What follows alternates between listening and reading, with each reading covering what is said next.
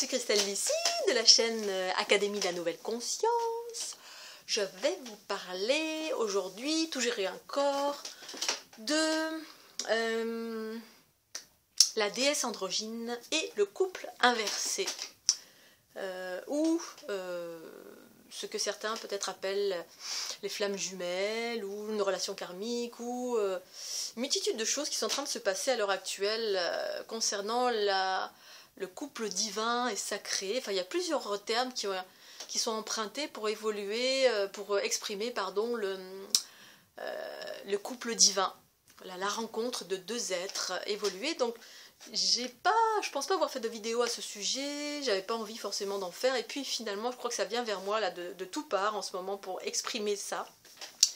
Et il n'y a pas plus tard que 5 minutes, je vois un petit mail qui m'est envoyé pour m'envoyer une info ou une vidéo sur intitulée L'homme éveillé cherche femme évoluée pour vivre quelque chose ensemble.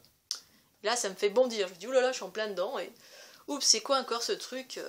J'ouvre et je regarde 3 lignes parce que cette notion m'interpelle, toutes ces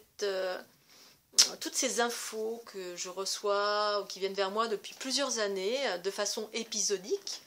J'ai jamais fait de recherche là-dessus, ça vient vers moi de temps en temps. Là, j'en fais rien de particulier, mais à terme, ça fait parfois, la conscience fait parfois c'est-à-dire que ça forme une image globale et la conscience me donne une autre information, ou même au fur et à mesure, on me donne d'autres informations. Et du coup, ensuite, ça me donne une image globale que j'ai envie de partager. Tout simplement pour partager ma conscience à ce sujet. Donc depuis 10-15 ans, on va dire que j'ai rencontré différents individus qui évoquaient le couple divin, sacré. Certains me disaient, oh là là, non, on peut surtout pas ascensionner tout seul, ça se fait en couple obligatoirement avec cette... Voilà, et quand je voyais d'où venait l'information, sur l'instant, je savais qui me parlait de ça, mais j'avais pas encore les autres informations, c'est-à-dire 10-15 ans plus tard, celles que j'ai aujourd'hui,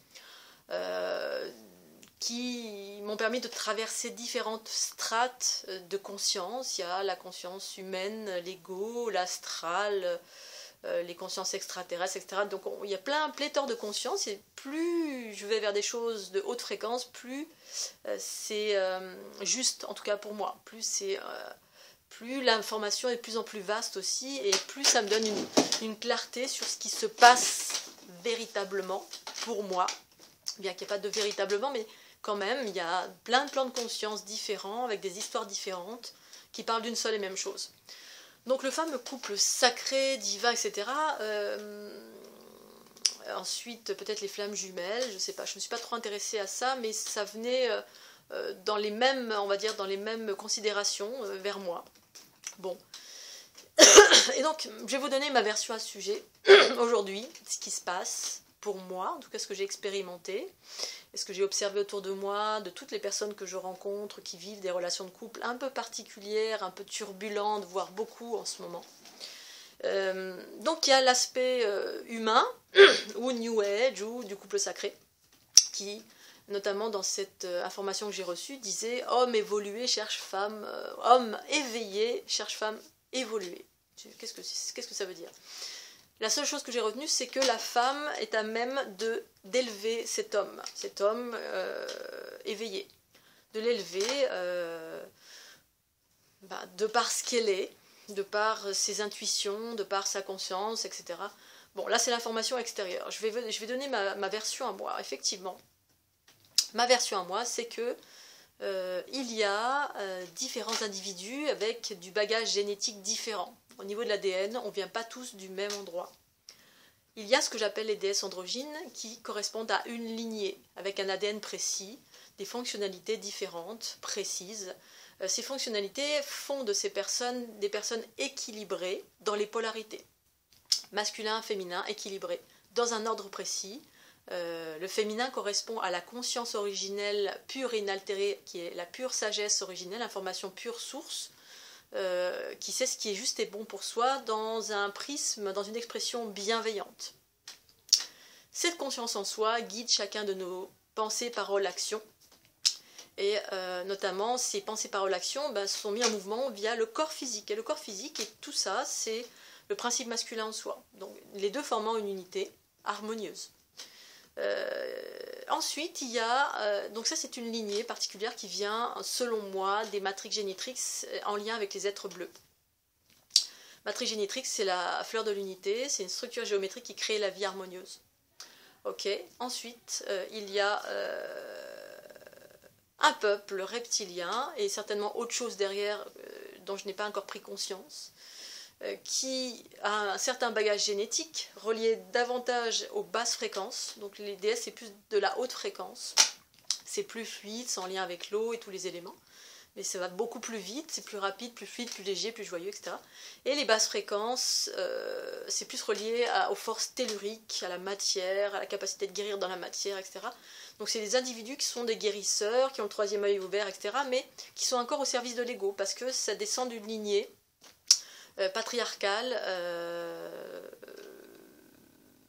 reptilienne, mais il y a autre chose encore, il y a d'autres lignées derrière, parce qu'en fait ça c'est les histoires de la planète ici, mais il y a d'autres plans de conscience entre guillemets extraterrestres, voire plus vastes, hein, c'est les termes, c'est bon. Et donc ces composantes vont venir vers vous en qualité et se présenter via un individu qui va vouloir former un couple avec vous. Et donc cette personne en face de vous, ça peut être un homme, ça peut être une femme, hein, selon qui vous êtes. Et le principe dominant va être le principe masculin au service de l'ego. C'est-à-dire que derrière, consciemment ou inconsciemment, c'est l'ego qui manipule un corps de différentes façons. Ça peut être de façon très très très subtile ou de façon complètement visible, voilà, où il y a encore des blessures. L'ego derrière, c'est des blessures. Et la blessure originelle, c'est une blessure justement avec le principe féminin. C'est pour ça que ces êtres ne sont pas encore ou certainement ne seront pas ça jamais, parce qu'en fait c'est un assemblage différent d'un point de vue de l'ADN, donc avec des fonctionnalités différentes, ou c'est le principe féminin qui est la conscience, pure sagesse, bienveillance, etc. en soi. Donc pour un homme d'être dans son principe féminin, c'est pas une évidence quand on est dans un corps d'homme. Pour autant, ça peut l'être aussi. Mais là, je vais faire référence à ces hommes qui rencontrent ces femmes en ce moment où ça crée des rapports de couple un peu turbulents, un peu beaucoup turbulents même, parce que si cet individu n'a pas fait le travail sur son ego, n'a pas équilibré ses polarités, n'a pas trouvé son principe féminin en soi, comme étant ce qui guide ses pensées, paroles, actions, ça va être difficile. Et justement, ce que j'appelle ce couple, cette histoire de couple inversé, eh bien, c'est justement pour permettre à cet individu de grandir vers de nouveaux mécanismes, une nouvelle conscience qui va permettre de vivre ce qu'il y a à vivre et notamment de récupérer, de retrouver son principe féminin, de guérir avec ce principe féminin pour retrouver, remettre dans le bon ordre les polarités, ce qui va engendrer la régénérescence et l'évolution et tous les potentiels. Et en fait, derrière, ce qu'il y a, c'est cet ADN reptilien prédateur qui guide aussi. Et c'est pour ça en fait qu'il y a cette rencontre. Pourquoi? Alors derrière, il y a comme un contrat qui a été passé bien plus haut, il y a très très très très longtemps et à l'heure actuelle, entre ces deux peuples, qui dit que ce peuple reptilien, entre guillemets, Dracos, reptilien, etc., c'était, ou peut-être c'est encore, je ne sais pas, un peuple qui est de nature basse fréquence, qui évolue dans les basses fréquences, et qui est un peuple en voie d'extinction. C'est-à-dire ils ne peuvent pas se régénérer, etc. Ils ont des problématiques au niveau de la génétique. Et du coup, cette problématique, pour la régler, il y a eu besoin de manipulation génétique et de mélange des genres. Donc sur la planète, il y a eu un mélange des genres entre des êtres de haute fréquence, qui ont incarné des corps, et les reptiliens qui se sont mélangés, enfin des individus avec des fonctionnalités reptiliennes patriarcales, parce qu'on peut être reptilien matriarcal. Hein.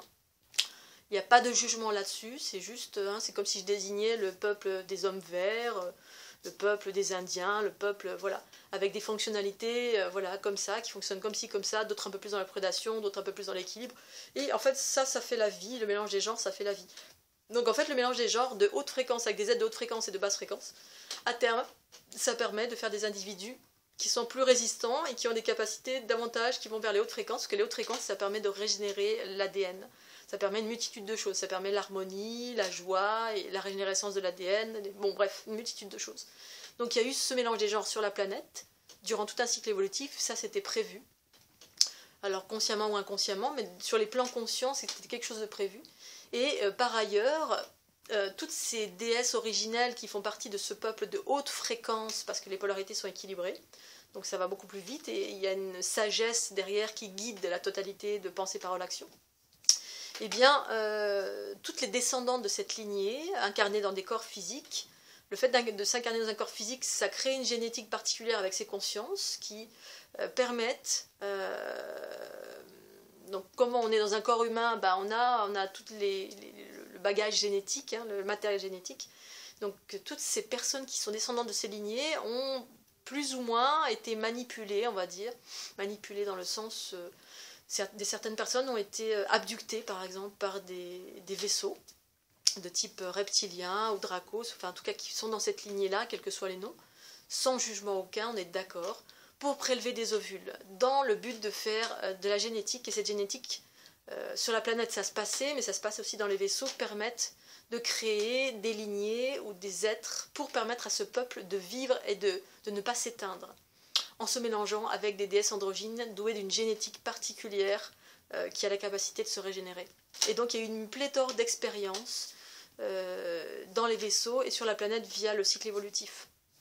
Et donc à l'heure actuelle, il y a des déesses, des êtres incarnés descendants de ces déesses originelles, on va dire, en lien avec d'autres choses, voilà, ces matrix génitriques, ces êtres bleus, qui s'éveillent fortement et donc qui se voient arriver un être plus en lien avec des mécanismes patriarcaux reptiliens pour pouvoir se mélanger une fois encore et permettre l'éveil des deux. C'est-à-dire celui qui n'a pas de capacité à aller au-delà, parce que sa génétique, eh ben, elle ne lui permet pas de s'élever à ce niveau de fréquence. Donc par la relation de couple, eh bien, ça permet ça. En tout cas, je suis encore dedans, donc avec toute la compréhension qui s'en dégage et que j'ai pu observer au fur et à mesure de ma relation de façon très claire, eh bien, la déesse prend toutes les distorsions, voilà, prend toutes les distorsions, le chaos, etc., et ce qui permet au masculin, dans votre couple, de s'élever, de s'éveiller au principe féminin en soi. Le principe féminin est donc la dissolution de l'ego, l'aspect fusionnel de ce principe féminin qui fait que justement on peut dissoudre et transformer pour pouvoir permettre de faire grandir ce couple-là, entre guillemets, divin. Pour autant, j'émets quelques doutes sur le fait que cet être s'éveille en totalité à son principe féminin. Si c'est le cas, tant mieux, mais j'ai vraiment des gros doutes. Tout le long de la relation, en fait, ça met en péril la déesse androgyne. Voilà, ça la met en péril parce que ça nécessite de rester vraiment dans l'équilibre en permanence, de transformer en permanence l'ampleur de tout le chaos, de toutes les distorsions qu'elle prend. Parce que cet être, en fait, est empreint d'une culture, d'une génétique de guerrier. Donc derrière, c'est guerrier, guerrier, guerrier, force, manipulation, pouvoir, mensonge, enfin tous les travers, tous les mécanismes de l'ego sont dans la génétique de cet être avec lequel vous allez avoir une relation de couple. Donc c'est quand même du lourd de chez lourd.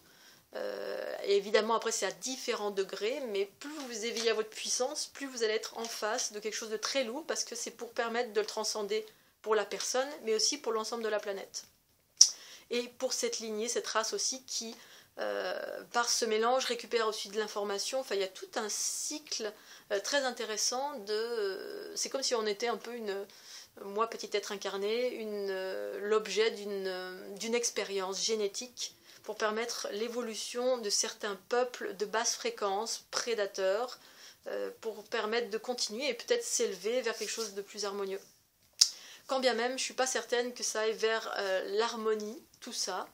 Mais bon, ce qui est important dans cette histoire, c'est que dès lors où la déesse androgyne, donc la femme, sent que son intégrité est mise en péril, il est nécessaire d'arrêter absolument cette relation pour vous consacrer à l'élévation de votre être, ce qui va vous permettre de continuer à réaliser ce que vous avez à réaliser en termes d'élévation planétaire aussi, parce qu'il y a une mission. Mais cette mission, entre guillemets, d'aider un peuple, ça avait sa raison d'être à un moment donné. À un moment donné, là, maintenant, pour moi, c'est terminé. C'est-à-dire que ce peuple a eu tout le loisir de faire ce qu'il fallait pour s'élever.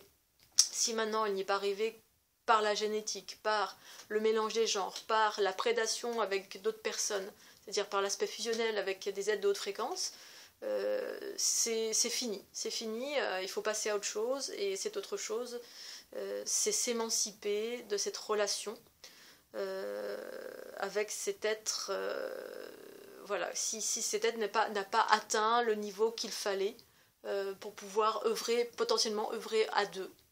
Bon, parce que l'individu, la déesse, peut œuvrer toute seule. Hein, dans cette relation, elle a récupéré aussi des choses.